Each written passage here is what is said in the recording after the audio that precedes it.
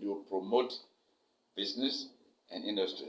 Liberia stands to gain. Yes, Guinea is exporting its iron ore, but Liberia stands to gain because the history of these agreements didn't just start today. And that's why I made reference to the 1970s when many of my now colleagues were not born or had not really had the experience that I had coming from that generation of Liberians. Is there another question? Yeah, yes, one of your colleagues raised the issue that railroads are not used for commercial purposes. That is not true. We in Liberia just didn't take advantage of the railroads that way. First of all, let me say categorically that's not true. The railroad from Bikena to Yekepa used to carry bodies, not just ore. Now, Bung Mines had a railroad to bring the iron ore from Bung to the port here in Monrovia. Okay? Those railroads, while they carry ore, they also carry passengers. They may not have been commercialized because we did not emphasize the commercial aspect of these railroads. So railroads are very important. This agreement, trust me, is long overdue, and Liberia stands to benefit because, as the agreement says, and by the way, let me make it clear, it's not a concession agreement. It's something called a framework for other things to happen. The information I gave you about the 70s was a framework. It's been, 40, 50 years now? It's coming into being. Your generation now has to decide what fits Liberia this day and age in the 21st century. Sir, I want to find out some issue of security concerns also raised on the floor by some colleagues. How do you think we're going to protect or affect our security? Look, in the Mana River Basin, we look out for each other. We have joint security arrangements. So that really doesn't really come into play. Guinea will have to protect Liberia as Liberia will have to protect Guinea because we have a common interest. I don't think on the framework that is being put in place that the Liberians will accept anything that has the potential to cause any problems there. Secondly, nobody will want to make an investment as these two countries are talking and talk about instability. So I know those people who raise security concern, I think that they may not have been thinking about the better part of this issue than what was previously raised on the floor. Yeah, if the deal is successful, how long does it take to still here for? Is it a long-term investment or just? Well, how many tons of ore do we have in the Mefegi mines? The Guineans know. In Liberia, we're still mining Nima, and that's from the 50s. Okay, we depleted the ore in Birmingham Hill, but in Liberia and Guinea, along this coast, we have tons and tons, billions of tons of ore. So I don't know how many tons of ore in Mefegi, which is actually the concern with Guineans to move that ore to the market in the beginning. And we in Liberia must consider ourselves as being actually holding a trump card. We have the port. Guinea has a port in Conakry, but trust me,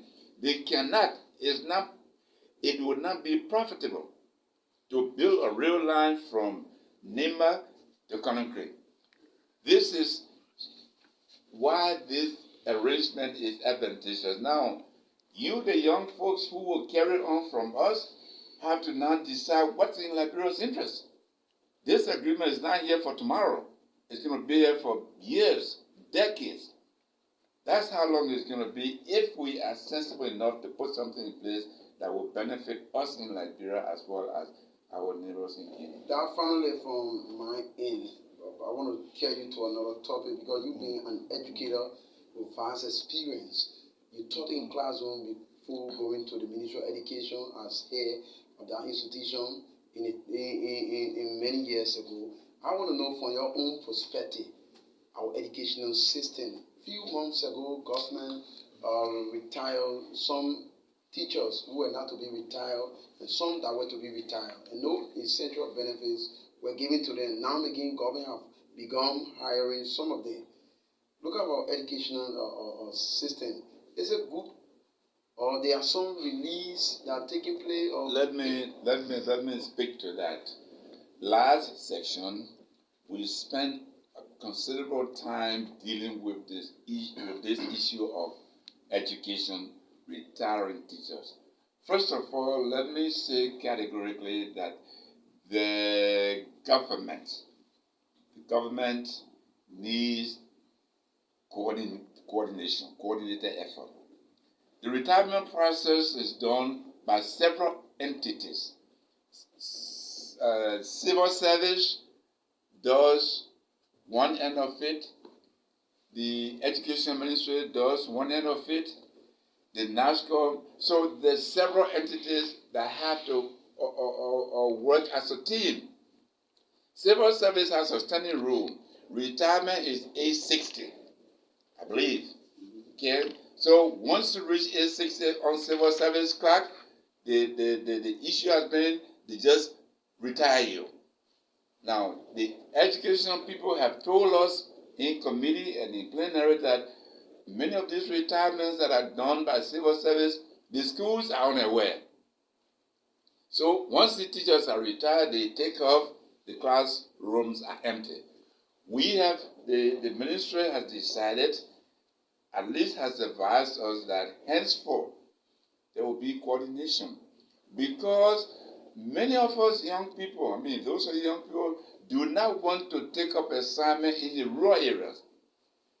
Okay? And so there are many teachers who are in the 60s who've made the retirement age, but who have not been replaced in those rural schools with new teachers.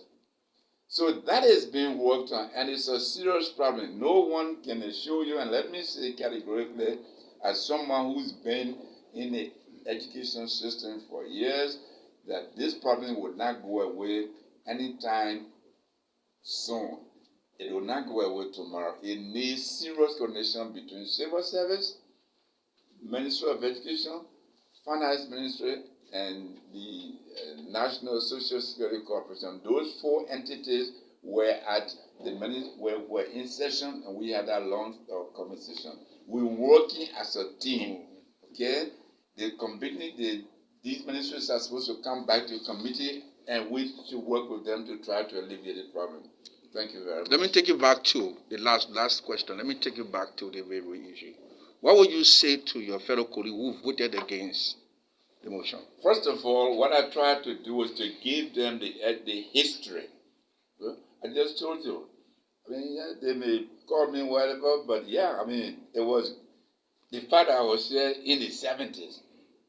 They have the benefit of me giving them information that they need to know the facts. Many of them really do not understand the need to work on this as a team. They will be here. I may not be here. And in fact, what age now? Like they always refer to me, veteran. I consider I'm happy to have had the experience. I hope that you will learn from this experience that, look, what we're talking about in 2021 did not start yesterday. It has a basis. And many of them need to take the time to read. And I'm not suggesting that they're not taking that time. I'm just responding to your question. Take the time to really understand where this country has come from, where it is going, so that they can help make the right decisions. Voting against this, consciously, they may believe something, but they need to look deeper into what is happening, because this agreement, this concession, this framework, Liberia will benefit. Honestly, between me and you, I think more than the Guineans. You got a trump card. You got a port. You got a railway come through. You can, not demand, because, we got to deal with our colleagues, fellow neighbors, but you decide you want a new railway, tell them this is what we need. Jointly, you work on it. It's not going to Guinea. It will remain in Liberia. Even when the concession ends, that railway will be used for the benefit of Liberians and Guineans and the West African sub-region. Thank you. Thank you. That was the voice of Honorable George Boley of Gedeh County, Liberia stands to benefits, hold the trump card. I was not talking to you, Honorable Boley.